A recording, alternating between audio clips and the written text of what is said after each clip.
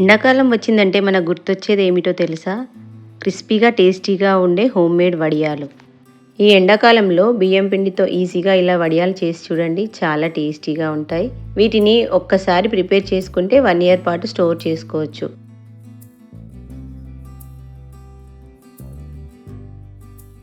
Simple ఇంగ్రీడియంట్స్తో ఈజీగా prepare చేసుకునే ఈ వడియాలు చేయడానికి ఫస్ట్ ఒక గ్లాస్ బియ్యం పిండిని తీసుకొని 2 గ్లాస్ వాటర్ పోసి ఉండలు లేకుండా మంచిగా కలుపుకొని పెట్టుకోవాలి.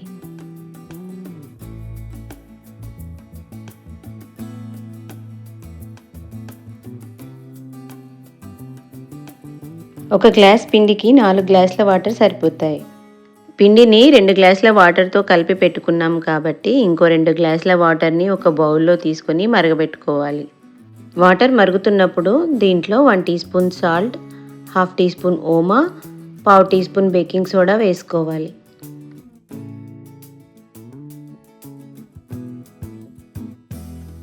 దీంట్లో మనం ముందుగా కలిపి పెట్టుకున్న పిండిని ఇలా కొద్ది కొద్దిగా పోస్తూ స్పూన్తో మంచిగా ఉండలు రాకుండా కలుపుకోవాలి. దీన్ని లో ఫ్లేమ్లో ఉండలు రాకుండా కలుపుతూ ఇలా ఉడకబెట్టుకోవాలి.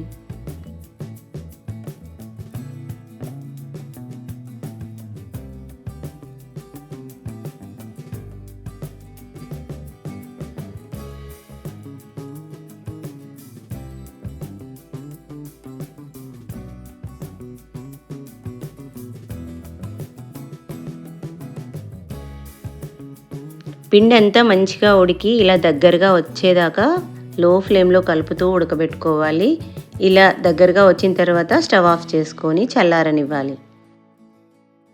ఇది చల్లారిన తర్వాత పాల కవర్ కానీ ఏదైనా పాలిథిన్ కవర్ థిక్గా ఉన్నది తీసుకొని ఈ పిండిని దీంట్లో స్టఫ్ చేసుకోవాలి.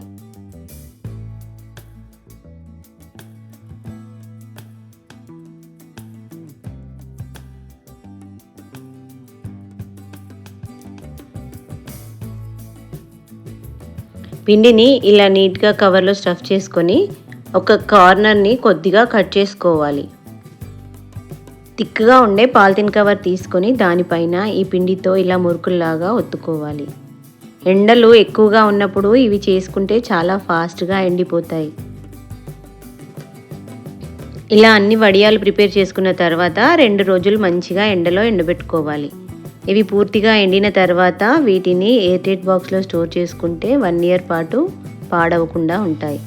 ఈ వడియాలను తినాలనుకున్నప్పుడు అప్పటికప్పుడు ఆయిల్లో ఫ్రై చేసుకొని తినేసేయచ్చు. టేస్టీగా క్రిస్పీగా ఉండే వడియాలని రైస్ కాంబినేషన్లో తింటే చాలా బాగుంటాయి. ఈ రెసిపీ మీకు నచ్చినట్టయితే ఈ వీడియోకి ఒక లైక్ చేయండి. మీరు కూడా ట్రై చేసి ఎలా ఉందో కామెంట్స్లో చెప్పండి. నా ఛానల్ని సబ్స్క్రైబ్ చేసుకొని వాళ్ళు సబ్స్క్రైబ్ చేసుకోండి.